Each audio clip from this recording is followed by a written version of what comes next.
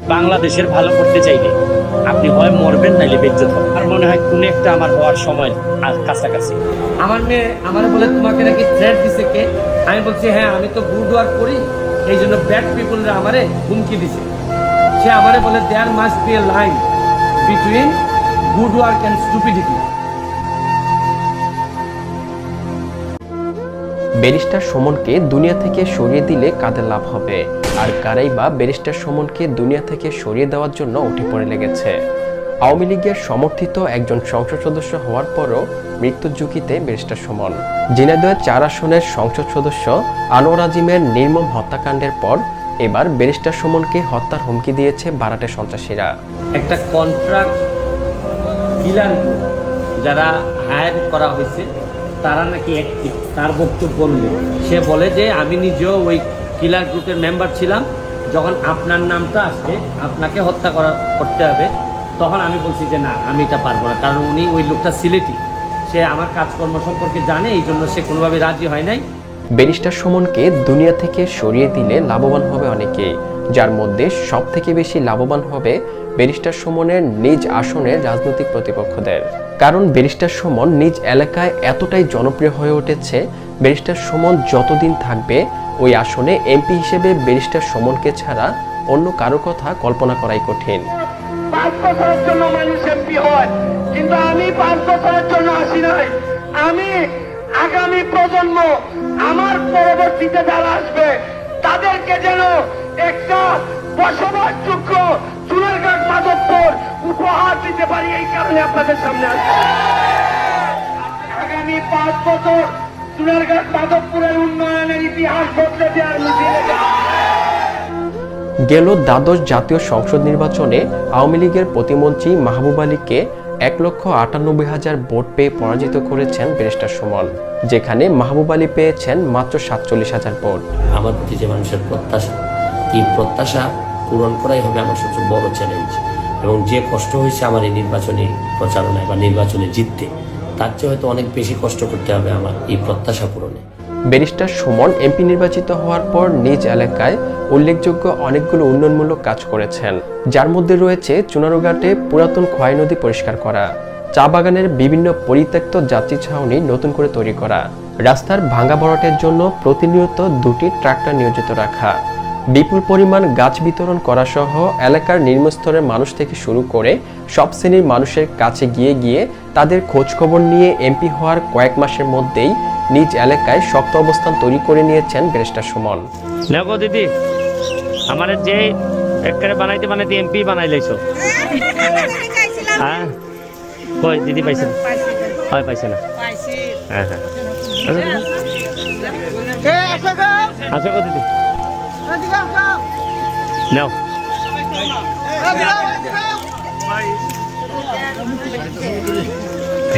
ভালো আছো নি দিদি?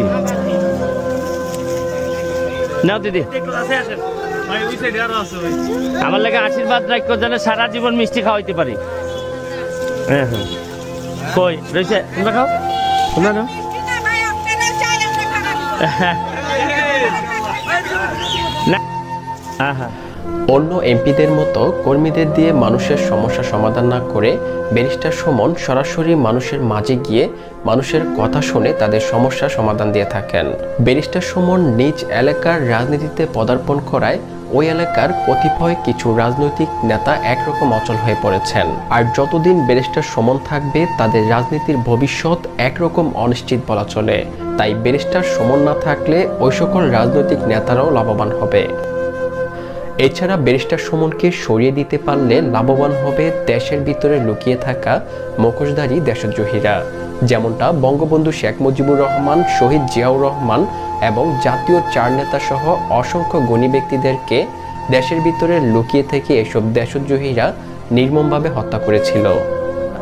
যখনই বাংলাদেশে কোনো একজন মানুষের স্বার্থ নিয়ে কথা বলে অন্যায় অবিচারের বিরুদ্ধে প্রতিবাদ করে, তখনই তাকে দুনিয়া থেকে সরিয়ে দেওয়ার চেষ্টা করে থাকে এসব দেশদ্রোহীরা। এবার তাদের টার্গেট ব্যারিস্টার সুমন। রাজনৈতিক নেতা হিসেবে কোনো একটা দলের পরিচয় বহন করলেও ব্যক্তি হিসেবে ব্যারিস্টার সুমন সর্বদলীয় মানুষের কাছে ব্যাপক জনপ্রিয়। এছাড়া ব্যারিস্টার সুমনকে সরিয়ে দিতে পারলে লাভবান হবে দেশের কতিপয় দুর্নীতিবাজরা।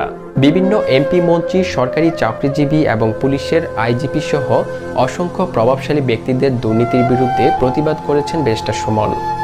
2022 সালের 11 অক্টোবর রাজধানীর রমনা থানার ভারপ্রাপ্ত কর্মকর্তা ওসি মনিরুল ইসলামের বিপুল সম্পদের অনুসন্ধান করতে দুর্নীতি দমন কমিশনে অভিযোগ করেছিলেন ব্যারিস্টার সুমন। রমনার মতো একটা থানার ওসি অনেক ক্ষমতা সম্পন্ন, গত 2 দিন ধরে অনেক বিভিন্নভাবে ইনডাইরেক্টলি আমার উপর প্রেশার আসছে যে মামলাটাতে যেন আমি না যাই। তারপর আমি বলছি যে মাইলট, উনি অনেক শক্তিশালী মানুষ এবং এটার প্রমাণ হিসাবে হচ্ছে গিয়ে যে রুল হওয়ার আগে উনার আইনজীবী এসে কোর্টে সাবমিশন রেখেছেন। এটা আইনজীবীর কোনো প্রবলেম না, প্রবলেম হচ্ছে গিয়ে ক্লায়েন্টের পক্ষ থেকে ব্যাপক প্রেশার আছে সব জায়গায়। এই জন্য বলছি যে মাইলট, এই সব মিলেই আমরা সব আদালতের সবগুলো সেকশন, আমরা তো আদালতের থেকে সহযোগিতা করি, সবাই মিলে বাংলাদেশটাতে আমরা দুর্নীতির বিরুদ্ধে যে যুদ্ধ, সবাই মিলে এই কাজটুকু আমরা করতে চাই। 2023 সালের 26 জানুয়ারি মাদারীপুর 3 আসনের সংসদ সদস্য আব্দুস সোবান মিয়া গোলাপের বিরুদ্ধে দেশ বিদেশে অবৈধ সম্পদ গড়ার অভিযোগ এনে দুদকে অভিযোগ করেছিলেন ব্যারিস্টার সুমন। মাদারীপুরের মাননীয় সংসদ সদস্য আব্দুস সোবান গোলাপ 2014 সাল 15 সাল মানে যখন উনি এমপি ছিলেন, এমপি থাকা অবস্থায় উনি কি পরিমাণ দেশের সেবা করছেন। দেশের সেবা করতে করতে নিউ ইয়র্কে 9টা প্রপার্টি, যেটা ওনার ওন নামে, নিজের নামে 9টা প্রপার্টি স্পষ্টত ওনার নামে আছে। একদিন ধরে ওয়েট করতেছিলাম যে দুদক এই ধরনের একটা ক্রিস্টাল ক্লিয়ার বিষয়ে সরাসরি সৌমোটো কোনো সিদ্ধান্ত গ্রহণ করেন কিনা। যেহেতু এখন পর্যন্ত দুদক গ্রহণ করেন নাই, আমার কাছে মনে হয়েছে আমি নিজে কমপ্লেনেন্ট হয়ে, এটা আইনেই আছে যে কোনো ব্যক্তি চাইলে কমপ্লেনটা দুদকে করতে পারে। 2023 সালের 4 জুন রাজধানীর বনানীতে বোরাক রিয়েল এস্টেটের 28 তলা ভবন নির্মাণের অনিয়মের বিষয়ে দুর্নীতি দমন কমিশনও অভিযোগ করেছিলেন ব্যারিস্টার সুমন। সিটি কর্পোরেশনের সাথে চুক্তি করে বোরাক টাওয়ার হয়, যেটার এমডি হচ্ছেন কি আমাদের নূর আলী সাহেব। এই বোরাক টাওয়ারের চুক্তির বাইরে গিয়ে অনুমতি ছাড়া অবৈধভাবে 14 থেকে একেবারে 28 তলা পর্যন্ত বানানো হয়েছে এবং এইখান থেকে রাষ্ট্র 17 বছর ধরে 1 টাকাও পাচ্ছে না। এটার অভিযোগ এনে আমি রিপোর্ট করেছিলাম। 2023 সালের 3 মে কাজী সালাউদ্দিনের নেতৃত্বে বাফুফের তৎকালীন কমিটির বিরুদ্ধে দুদকে অভিযোগ করেছিলেন ব্যারিস্টার সুমন। ফুটবলের স্ট্রাকচার বলে এখন আর কিচ্ছু নাই। বাংলাদেশের বেশিরভাগ মানুষ বিশ্বাস করে যে এই ফুটবল ফেডারেশনটা ব্যর্থ এবং দুর্নীতির আখড়া। এই অ্যাক্টিভিটিসটাকে দুদক জেনে ইনকোয়ারি করে এদেরকে বিচারের মুখোমুখি করে এবং এইটার জন্যই আমি আজকে এখানে রিট দায়ের করেছি। এছাড়া সম্প্রতি সময় 2024 সালের 21 এপ্রিল পুলিশের সাবেক আইজিবি বেনজির আহমেদ এবং তার পরিবারের সদস্যদের অবৈধ সম্পদ অনুসন্ধান করে প্রয়োজনীয় আইনি ব্যবস্থা গ্রহণের জন্য দুর্নীতি দমন কমিশনে অভিযোগ করেছিলেন ব্যারিস্টার সুমন। আপনার শত শত কোটি টাকার ব্যবসা প্রতিষ্ঠানের মালিক এর স্ত্রী ও 2 মেয়ে 2 লাখ শেয়ার কিনেছেন।